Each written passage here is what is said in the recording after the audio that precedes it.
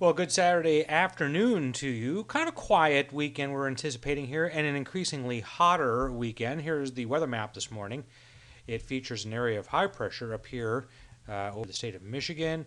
We have circulation around that. Like that, there is a frontal system out here that will partially make it into the area, being backed up by that front right there in Canada. Then we have a mysterious low pressure area down here, the fate of which, whether this becomes a tropical storm or not, and which direction it's going to head, has been quite a point of conjecture over the last couple of days. And quite frankly, I don't still think we have a good handle on that.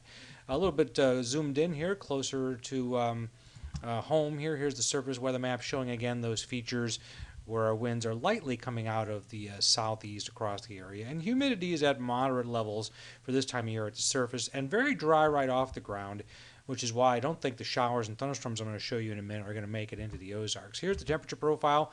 The hottest days will be tomorrow, and Monday is still somewhat in question, I think, with mid-90s at least tomorrow afternoon, upper 90s across a good half of the Ozarks.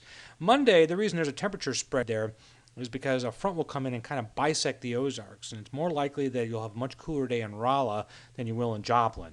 That's the kind of day we're looking at there. But by Tuesday, I think that settles into the area a little bit more, and then we return to hotter temperatures next week. Not much of a rain possibility. There seems to be some indication of a Friday rain, maybe up to a half inch, but that is far, far, far speculation, of course, at this point, at this particular distance. Here's the morning radar. I want to show you an area of showers and thunderstorms that are moving across northern Missouri, dissipating as you can kind of watch the loop here. The reds are disappearing. I don't think it'll survive, and I don't think it'll regenerate anything over the next couple of hours during the heat of the late afternoon. Sometimes these do, sometimes these don't. One reason why I don't think it will is because we really don't have a lot of unstable air here. The most unstable air is located out here in extreme southwest Missouri and parts of Kansas and Oklahoma, for one. And also we have that dry air a lot that's kind of robbing this thing of its energy. Now, having said that, I can take a look at the upper level winds here. And there is a weak little disturbance moving through the upper atmosphere here with a little wind pocket. But even with that, that's what's driven this line as far as it has come. Otherwise, without its help, that disturbance, I don't think it would even be here, to tell you the truth.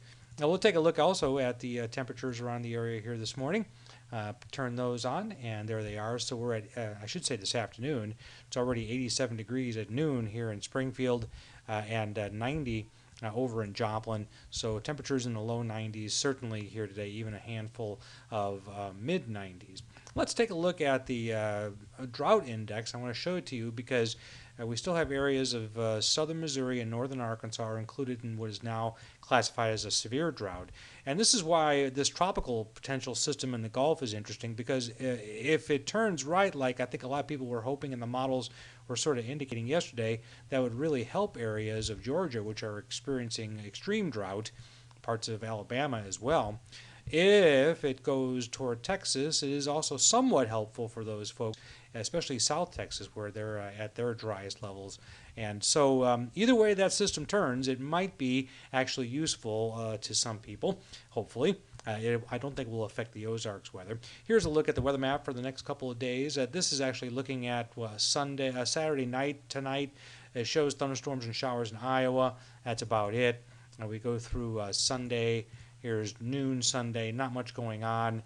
I can show you also what that system in the Gulf on the latest run of the computer model here is taking it west there, which again would be helpful for South Texas, if it indeed does that. And then right in through here, now this is Monday here at about noon, we have this little backdoor cool front that's kind of moving through, new bubble of high pressure, practically a zero chance of rain with this particular weather system. And as it continues to move in, I'll keep clicking it through Tuesday here at noon right there. So there's a nice little bubble of high pressure. Again, keeping these areas off to the east a lot cooler than these areas here, which will probably stay pretty hot. Notice the winds are out of the southwest there and out of the east there. So that's the setup for the next couple of days. Looks like a great weekend for a pool or a lake, so find one if you can. Have a good one.